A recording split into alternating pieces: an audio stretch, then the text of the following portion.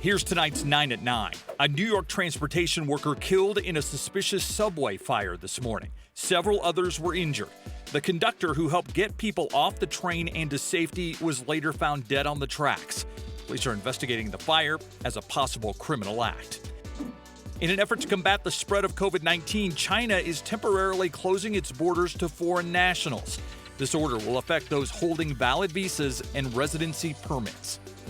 The Texas prison system also working to prevent the spread of COVID-19. We began more than 2 weeks ago, 2 or 3 weeks back, disinfecting at a higher degree than before, but actually now continuing that effort. And I think the message we should all keep is do not slow down one bit on our disinfecting. Inmates and workers are being checked for fevers, and in-person visitation has been temporarily suspended.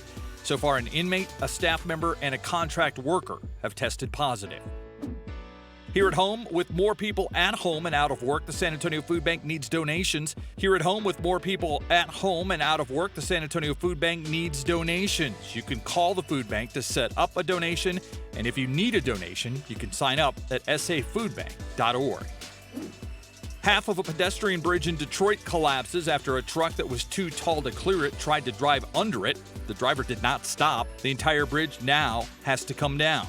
That's expected to cost $86,000. Luckily, no one was hurt. UK Prime Minister Boris Johnson has tested positive for COVID-19. I am working from home, I'm self-isolating, and that's entirely the right thing to do.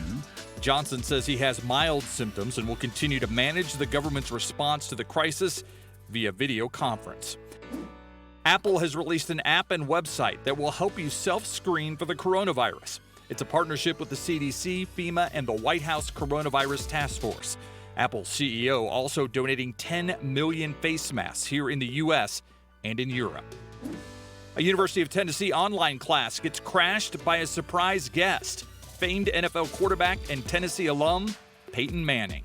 I just wanted to drop in and say hello to all the fellow communication students there. I just encourage you to keep a positive attitude. Manning also encouraged the students to use their extra time while school is closed to do something nice for someone else. And during his weekly address today, Pope Francis prayed for an end to the global pandemic. He gave a special blessing usually reserved for festive gatherings at Easter and Christmas, but he delivered it this week in a rainy, deserted St. Peter's Square. To read more about these stories, head to ksat.com.